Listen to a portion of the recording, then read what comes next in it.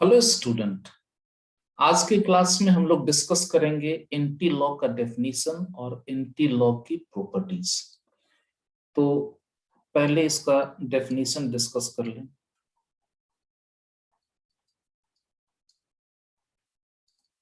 देखो, अगर कहीं ऐसा लिखा हुआ है log x base a is equals to Y,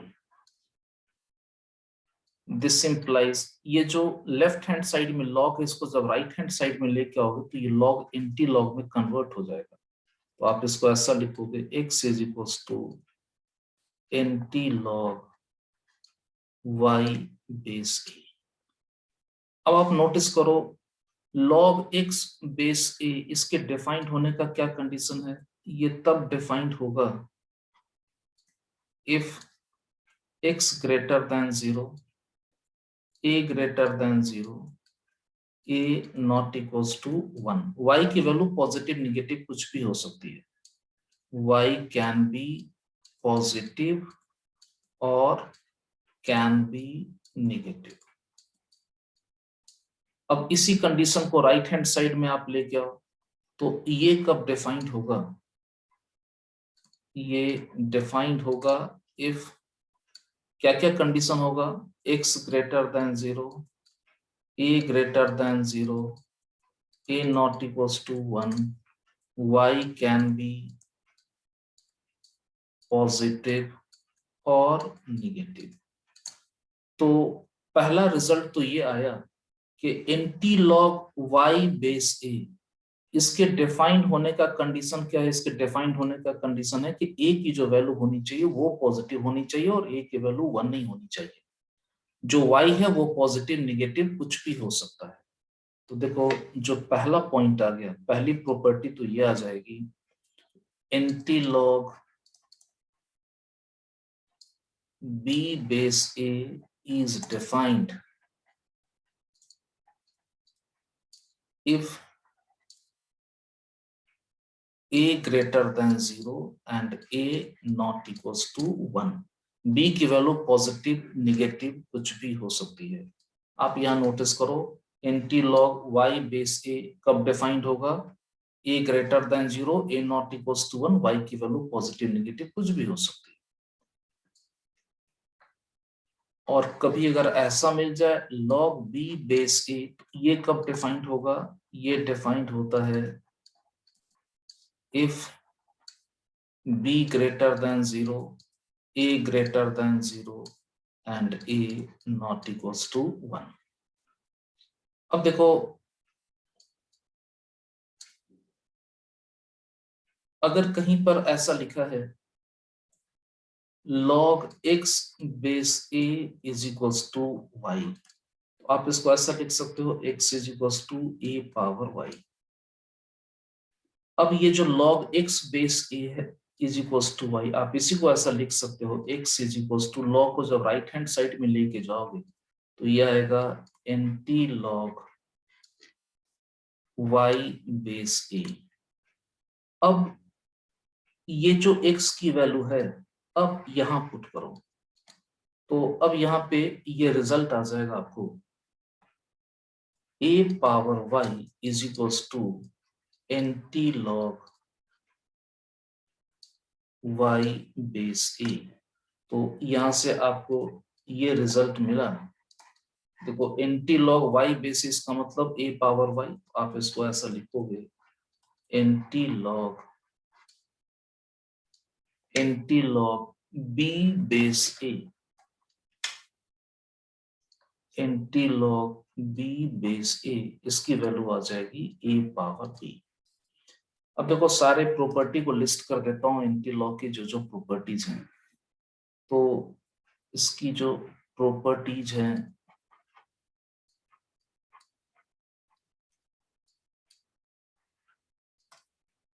पहली property, anti log b base a is defined if a greater than 0 and a not equals to 1। b positive negative कुछ भी हो सकता है। दूसरी property anti log B base A, इसकी value आ जाएगी ए पावर बी। तीसरी प्रॉपर्टी लॉग और एंटी लॉग एक दूसरे को कैंसिल कर देता है, तो आप ऐसा लिखोगे एंटी लॉग बेस ए लॉग बी बेस ए। ये लॉग और एंटी लॉग अगर दोनों सेम बेस पे है तो एक दूसरे को कैंसिल करके ये वैल्यू बी आएगी। फोर्थ प्रॉपर्टी लॉग बेस ए एंटी लॉग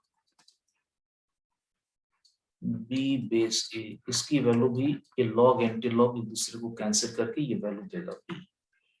तो एंटी लॉग की ये चार प्रॉपर्टी होती है। अब इस पे कुछ क्वेश्चन कर लेते हैं। लिखो find value of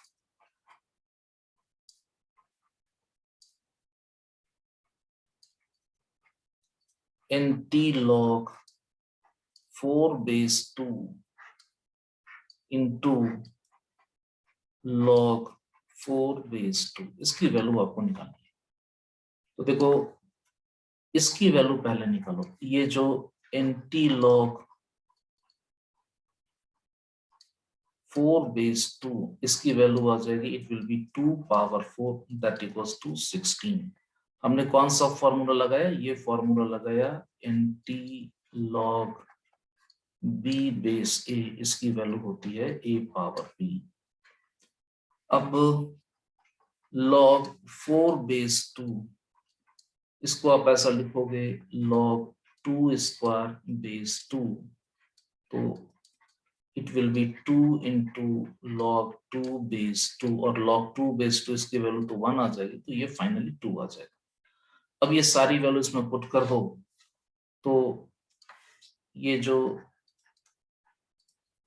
anti log 4 base 2 into log 4 base 2, इसकी जो वैल्यू आ जाएगी, एंटी लॉग 4 बेस 2 इसकी वैल्यू तो आई है 16, और log 4 बेस 2 इसकी वैल्यू आई है 2, तो 16 इंटू 2 इट विल बी 32। इसका जो आंसर आ जाएगा इट विल बी 32। एक दो और क्वेश्चन देख लो।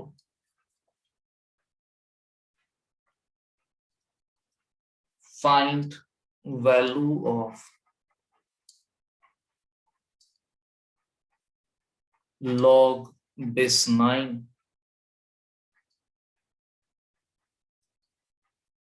Anti log 5 base 3। तो अब देखो ये जो log का बेस है ये 9 है, और एंटी log का जो बेस है ये 3 है। तो log एंटी log तभी कैंसिल करेगा जब उनका बेस सेम हो जाए। यहाँ पे इन दोनों का बेस सेम नहीं है, तो आप एक काम करो, यहाँ पे एंटी log का डेफिनेशन यूज करो। ये एंटी log 5 बेस 3, आप इसको लिख दो 3 पावर 5। तो ये वैल्यू आप यहाँ पुट करो। यहाँ पे हमने फॉर्मूला यूज करा है anti log b base a, इसकी जो वैल्यू होती है that is a power b। तो ये जब वैल्यू आप यहाँ पुट करोगे तो अब ये आ जाएगा log बेस 9, और इसकी जो वैल्यू आ जाएगी it will B 3 power 5।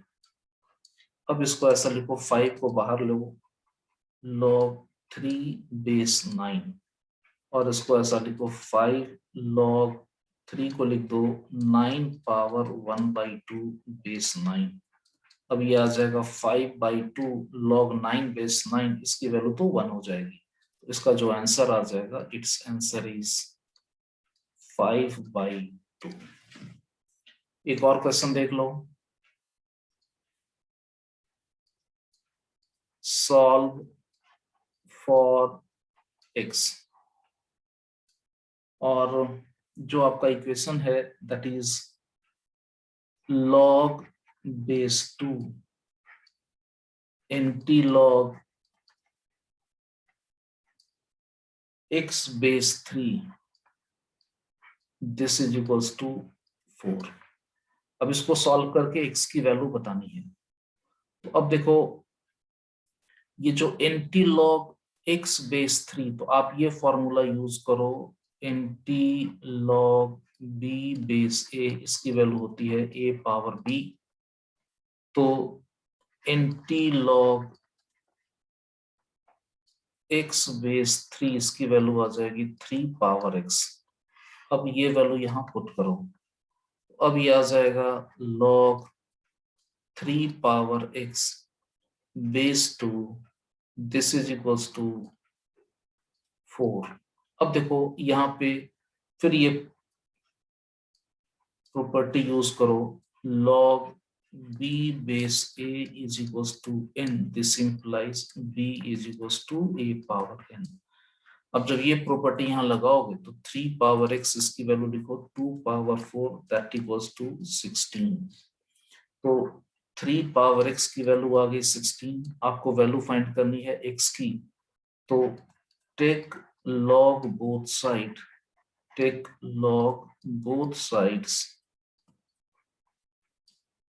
Eight base 3।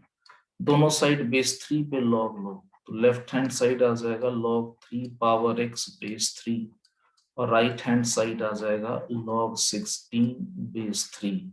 अब जो लेफ्ट हैंड साइड आ जाएगा it will be x into log 3 base 3, वो तो 1 हो जाएगा, तो x is equals to log 16 base 3। ये आपका आंसर आ जाएगा। तो इसका जो आंसर आ जाएगा, x की वैल्यू आ जाएगी, it will be log 16 base 3। ये इसका आंसर आ जाएगा। एक और क्वेश्चन डिस्कस कर लो।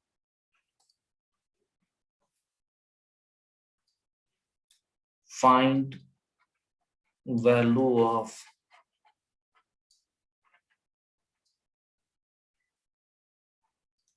Anti log base 3 log base 6